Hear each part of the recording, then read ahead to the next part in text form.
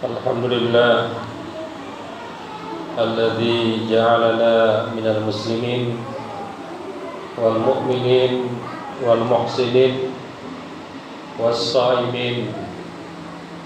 Asyhadu an la ilaha illallah wahdahu la syarika lah wa asyhadu anna Muhammadan abduhu wa rasuluhu la nabiyya ba'dah. Allahumma shalli wa sallim ala nabiyyina wa maulana Muhammadin sallallahu alaihi wasallam wa ala alihi wa ashabihi ajma'in. Amma ba'du fa ya ibadallah, usikum wa iyaya bitaqwallah wa ta'atihi la'allakum tuflihun. A'udzu billahi minasy syaithanir rajim.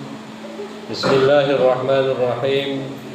Ya ayyuhalladzina amanu kutiba alaikumus syiyam kama kutiba alal ladzina min qablikum la'allakum tattaqun ayyaman ma'dudat. Shadaqallahul azim. Puji syukur kita panjatkan hanya kepada Zat yang Maha Ghafur, yang telah memberikan nikmat kepada kita semua, terutama nikmat iman, nikmat Islam, dan juga nikmat adanya ibadah puasa. Karena ibadah puasa ini adalah merupakan kemewahan yang diberikan oleh Allah Subhanahu wa ta'ala kepada kita. Jadi kalau mau merasakan makanan terenak di dunia, makanan terbaik di dunia, makanan termahal di dunia adalah makanan orang-orang yang sedang berbuka puasa. Jadi mereka-mereka yang tidak pernah berpuasa tidak pernah merasakan nikmat makanan terenak di muka bumi. Jadi sebagai seorang muslim, kita sangat bangga, sangat gembira, sangat bersyukur karena kita sudah punya hidangan miniatur surga, yakni hidangan ketika kita melaksanakan buka puasa. Salawat dan salam mudah-mudahan tercurah kepada Nabi besar Muhammad sallallahu alaihi wasallam. Beliau adalah Nabi yang betul-betul di dalam bulan Ramadan melaksanakan ibadah puasa, dan ibadah puasa yang dilakukan oleh Nabi sallallahu alaihi wasallam adalah ibadah puasa yang paling sempurna. Hadirin jamaah Jumat yang dirahmati Allah, oleh karena itu maka pada kesempatan ini khatib ingin mengajak kepada kita semua, marilah kita meningkatkan iman dan takwa kita kepada Allah dengan cara marilah kita merevitalisasi makna puasa. Marilah kita merevitalisasi makna puasa.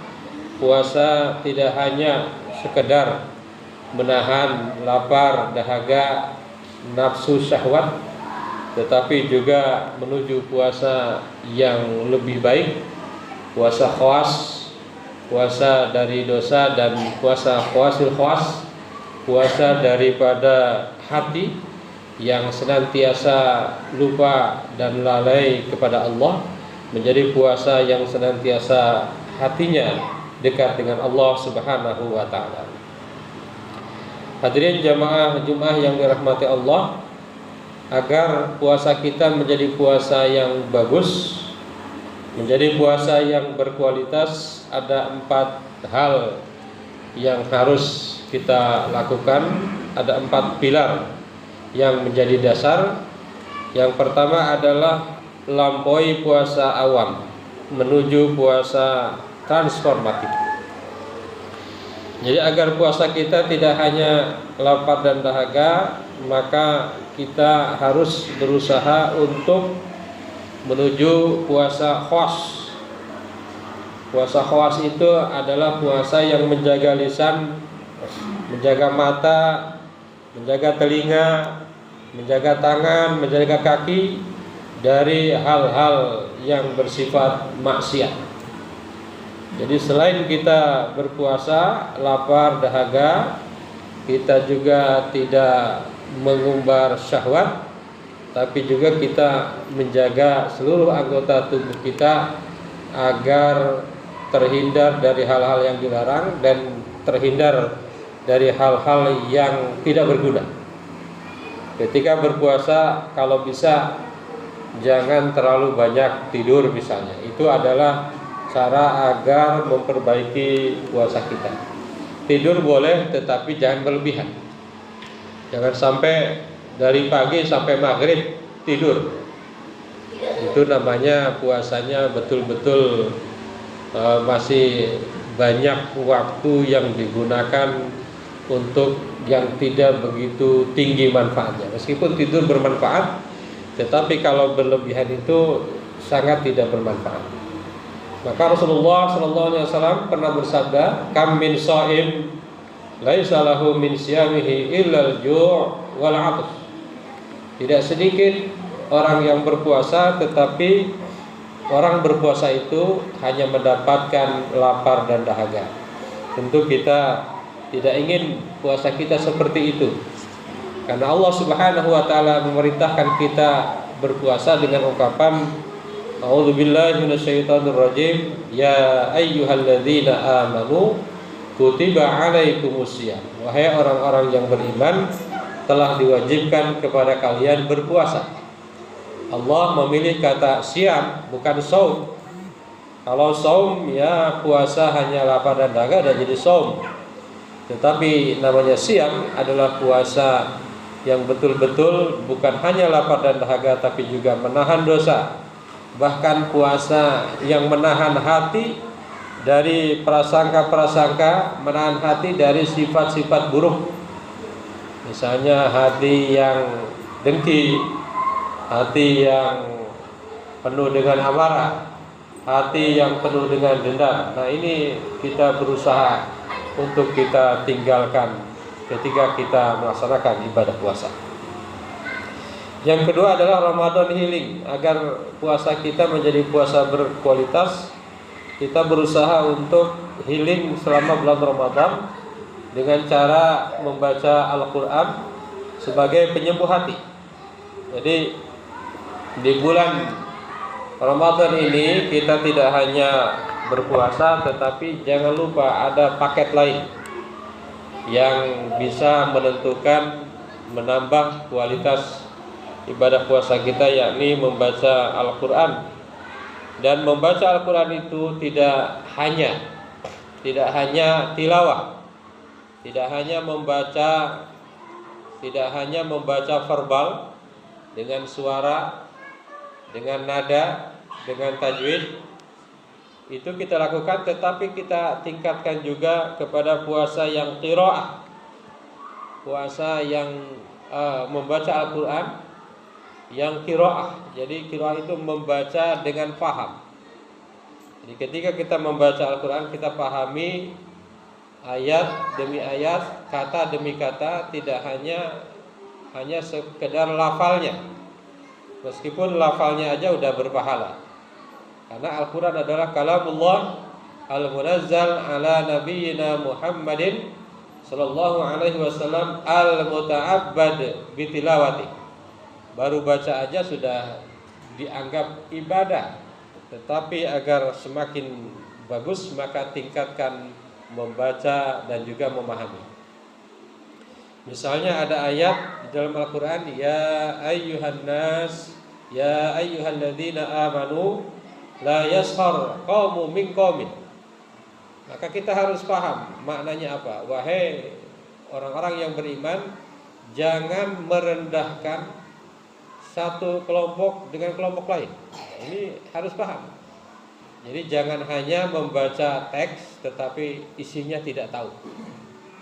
Sehingga kadang-kadang ayat tentang neraka malah kelihatan gembira. Ketika membaca ayat surga malah kayak orang nangis. Ini karena tidak paham. Belum qiraah, baru tilawah. Yang lebih tinggi lagi adalah tadabbur. Jadi membaca Al-Quran dengan bukan hanya memahami, tapi merenungkan. Sudah sampai di mana kita melaksanakan ayat-ayat yang dibaca sebagai petunjuk yang diberikan oleh Allah kepada kita. A'udzubillahi minasyaitonirrajim. Ya ayyuhan nas qad ja'atkum mau'izatun mir rabbikum wa syifaa'un lima fis sudur wa hudaw wa rahmatul lil mu'minin. Sesungguhnya kalau kita betul-betul menggunakan Al-Quran ini, luar biasa. Al-Quran ini adalah mau'izah, pelajaran. Al-Quran adalah obat penyembuh yang ada dalam hati. Al-Quran adalah petunjuk. Al-Quran adalah kasih sayang bagi orang-orang yang beriman. Jangan sampai dalam beberapa aspek kadang-kadang yang muslim kalah dalam mengamalkan Al-Quran. Dalam beberapa aspek muamalah, misalnya orang Islam diajarkan untuk sabar. Kadang-kadang yang lebih sabar mereka yang tidak muslim. Orang Islam diajarkan untuk berbagi, tetapi kadang-kadang yang berbagi mereka yang tidak muslim. Meskipun kalau mereka yang tidak Islam, yang tidak beriman, apapun yang mereka lakukan nilainya sia-sia di mata Allah. Tetapi ini adalah merupakan satu sentilan bagi kita. Harusnya kitalah orang-orang yang beriman, yang lebih baik dalam segala aspek kehidupan. Yang ketiga adalah membangun kesadaran muraqabah dan mengendalikan diri. Jadi puasa ini adalah lahan atau latihan untuk muraqabah, bahwa kita ini senantiasa diawasi oleh Allah. Kita berpuasa ini tidak ada yang tahu apakah kita berpuasa atau tidak. Mungkin istri kita juga tidak tahu. Kalau seandainya kita nanti pulang ke rumah minum, pas saat istri keluar, pas saat istrinya datang, kita bilang sedang berpuasa, bisa jadi tidak tahu. Ini adalah latihan bahwa kita ini senantiasa muraqabah, kita ini senantiasa diawasi oleh Allah Subhanahu wa taala. Meskipun orang tidak tahu, tapi kita tahu bahwa puasa kita itu dilihat oleh Allah Subhanahu wa taala. Dan betul-betul mereka yang berpuasalah yang menikmati puasa. Ketika kita berbuka, kalau seandainya puasanya pura-pura, maka nikmat daripada berbuka itu tidak ada sama sekali. Bahkan Rasulullah menyampaikan bahwa lis-shaimi farhatun indal ifrar wa farhatun indal liqa'i rabbi. Orang yang berpuasa itu ada dua kegembiraan. Yang pertama adalah kegembiraan ketika berbuka, dan yang kedua kegembiraan ketika bertemu dengan Allah Subhanahu wa taala. Pengendalian diri. Ketika kita berpuasa, umumnya kita lebih mampu mengendalikan diri kita. Menurut para ahli, menurut penelitian, ketika di bulan Ramadan banyak sekali kriminalitas yang turun. Jadi keburukan-keburukan itu turun, dan ini adalah sesungguhnya adalah latihan bagi kita untuk melakukan pengendalian diri. Maka diharapkan ketika kita berpuasa, bahkan pasca kita berpuasa, kita mampu juga untuk terus mampu melakukan pengendalian diri. Yang terakhir, jamaah Jumat yang dirahmati Allah, aktualisasi kesalehan sosial dan empati. Revitalisasi makna puasa adalah kita harus mampu mentransformasi kesalehan ritual menuju kesalehan sosial.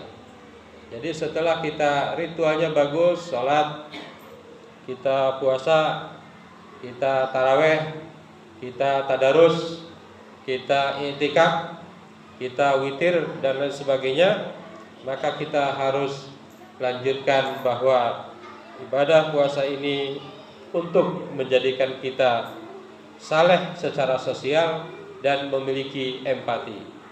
Maka ada satu hadis yang sangat menyentil kita, laisal mu'min alladzi yashba'u wa jaruhu ja'iun ila jambihi.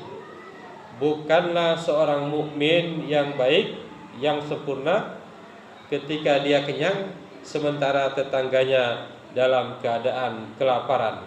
Hadis riwayat Baihaqi. Maka dalam ayat tentang ibadah puasa, ayat yang terakhir itu disebutkan wala ta'kulu amwalakum bainakum bil batil wa tudlu biha ilal hukam litakulu fariqam min amwalin nasi bil itsmi wa antum ta'lamun. Kalau kita simpulkan, sesungguhnya puasa itu agar kita terlatih untuk selalu berempati. Jangan sampai kita apalagi mau memakan harta orang lain. Meskipun kita bisa membuat orang lain susah, mengambil hak orang lain dengan cara berbagai cara, dengan cara nepotisme, dengan cara korupsi. Misalnya ada pembagian jatah, yang dapat jatah bisa saja kita, karena kita punya kedekatan. Itu kalau seandainya seorang yang berpuasa harusnya mampu menjauhkan diri dari sifat-sifat itu, sifat-sifat yang jauh dari kesalehan sosial, sifat-sifat yang jauh dari empati. Mudah-mudahan kita semua termasuk orang-orang yang mampu transformasi, revitalisasi puasa kita, agar puasa kita semakin menjadi puasa yang berkualitas, bukan hanya puasa yang hanya menahan lapar dan dahaga. Barakallahu li wa lakum fil Qur'anil azim wa nafa'ana wa iyyakum bima fihi minal ayati wa dzikril hakim. Aqulu qouli hadza astaghfirullahal azim.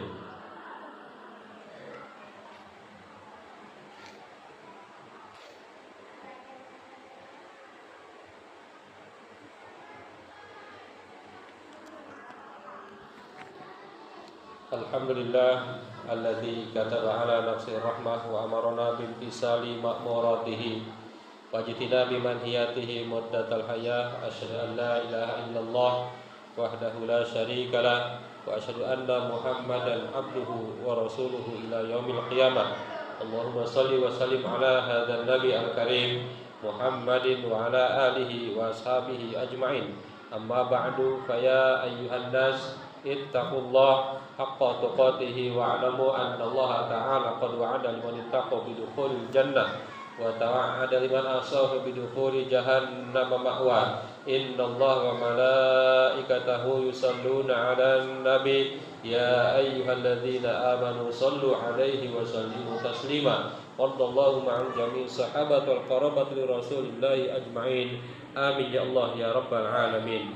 Allahumma ighfir lil mu'minina wal mu'minat wal muslimina wal muslimat al ahya'i minhum wal amwat. Allahumma aslih dzata bainihim waj'al fi qulubihimul imana wal hikmah wa'zihhum ala ahdika alladzi ahadta ilaihim waj'alna minhum wa'tina bi dzaratil islam bi hidayatika wa rahmatikal wasi'ah wa taqabbal du'ana innaka antas samiul alim. Ibadallah, innallaha ya'muru bil 'adli wal ihsan wa ita'i dzil qurba wa yanha 'anil fahsya'i wal munkar wal baghi ya'idzukum la'allakum tadhakkarun wastaghfiruhu innahu huwal ghafurur rahim.